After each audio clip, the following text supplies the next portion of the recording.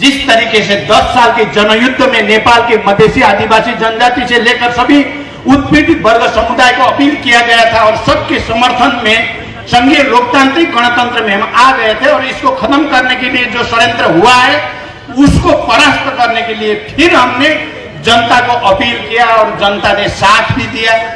आपको पता है कि काठमांडू में लाखों की तादाद में जनता की उपस्थिति में संसद पुनर्स्थापना की मांग हुई और अंततः सर्वोच्च की तरफ से ये पुनर्स्थापना हुई भी और हमने उसका स्वागत किया और पहले बैटल तो हमने जीता, लेकिन अभी वार जीतना बाकी है, अभी चुनौतियां खत्म नहीं हुई है, अभी जटिलता अभी भी है। इसलिए मैंने लास्ट टाइम यहाँ रूपंदेही में आकर के मैंने कहा कि एक बार फिर जनता के बीच में, सभी गरीब मजदूर किसान के बीच में, सभी उत्पीड़ित वर्ग समुदाय के बीच में हम जाएंगे, उनसे अपील करेंगे और ये प्रतिगामी षड्यंत्र जनता के खिलाफ में और यहाँ की आत्मसम्मान और सामाजिक न्याय के खिलाफ में जो षड्यंत्र हो रही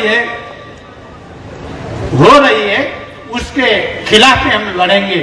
उसी मिशन के तहत, उसी लाइन के तहत आज मैं कपिलवस्तु में आप लोगों के सामने खड़ा हूं और मुझे विश्वास है जिस तरीके से प्रतिनिधि सभा विघटन करने के षड्यंत्र को हमने परास्त किया, उसी तरीके से फिर एक बार नेपाल की जनता की अधिकार और पहचान को खत्म करने की जो षड्यंत्र है उसको भी हम परास्त करेंगे। यहाँ अभी अभी मेरे सामने एक प्रश्न आया है कि माओवादी केंद्र का रोल नई सरकार गठन में क्या रहेगा। मुझे लगता है कि शुरू से ही जब हम प्रतिगमन हुआ नेपाल में, संविधान की जनपक्षीय धारा को, संविधान में जनता के मौलिक अधिकार को कुचलने की जो षड्यंत्र हुआ उसके खिलाफ पूरी ताकत के साथ हम लड़े हैं। तो अब बनने सरकार में भी हमारा रोल, निर्णायक रोल रहेगा और हम ही सरकार गठन में नेतृत्वदायी भूमिका खेलेंगे, इसमें कोई दो राय नहीं है। कभी कभी प्रधानमंत्री होना और न होना सबसे बड़ी बात नहीं होती है। आपको पता है भारत में महात्मा गांधी कभी प्रधानमंत्री या राष्ट्रपति नहीं हुए, लेकिन महात्मा गांधी दुनिया के सबसे बड़े लीडर के रूप में स्थापित है। चाइना में हमारे दूसरे छिमेकी डेंग सियाओपिंग कभी प्रधानमंत्री भी नहीं हुए, राष्ट्रपति भी नहीं हुए, लेकिन वो वहां के प्रधानमंत्री से ऊपर है, राष्ट्रपति से भी ऊपर है। हम संघीय लोकतांत्रिक गणतंत्र स्थापना करने के लिए और संविधान की कुचलने की षड्यंत्र को परास्त करने के लिए नेपाल के नेतृत्व हम कर रहे हैं, तो हम प्रधानमंत्री से ऊपर ही रहेंगे, नीचे नहीं। ये बात मैं आपको साफ कहना चाहूंगा।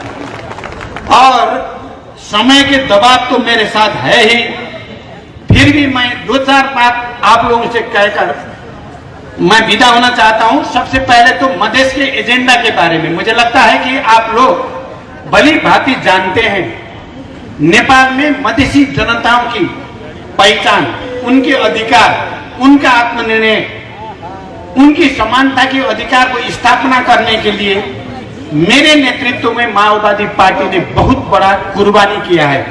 मैं आज आप लोगों को ये स्मरण कराना चाहता हूं, केवल मधेश में ही माओवादी जनयुद्ध में मेरे नेतृत्व की विद्रोह में 1300 से ऊपर मधेसी जनताओं की बेटा और बेटी ने कुर्बानी किया है कोई दूसरा मधेसी आंदोलन जिसमें इतनी कुर्बानी हुई हो और इतनी मधेसी जनता की पहचान और अधिकार के लिए काम किया गया है?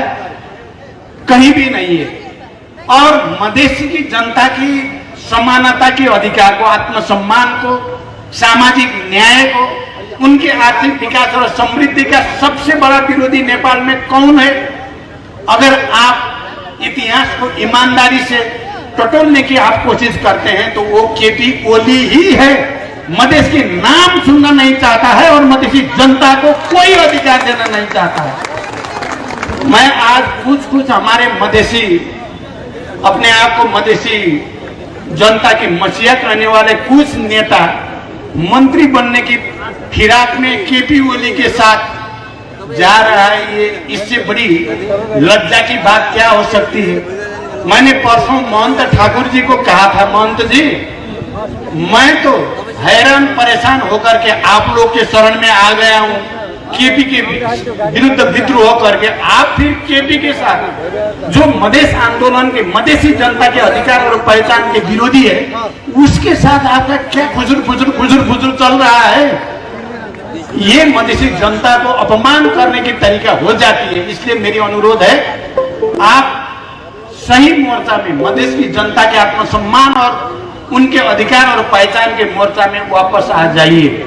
आज मैं आप लोगों को अपील करना चाहता हूं, आप लोग सही तरीके से बात को समझने की कोशिश कीजिए और मधेसी जनता के नाम पे मधेश विरोधी तत्वों को बढ़ावा देना, मधेश विरोधी तत्वों के साथ साठगांठ करने की प्रवृत्ति को आप लोग भंडाफोड़ करें, विरोध करें, आलोचना करें और उन लोगों को उस रास्ते से सही रास्ते में लाने के लिए आप लोग को कोशिश करना चाहिए। आज जिस तौलियामा में बैठ करके मैं आप लोगों से बात कर रहा हूं, यहाँ से ब्रजेश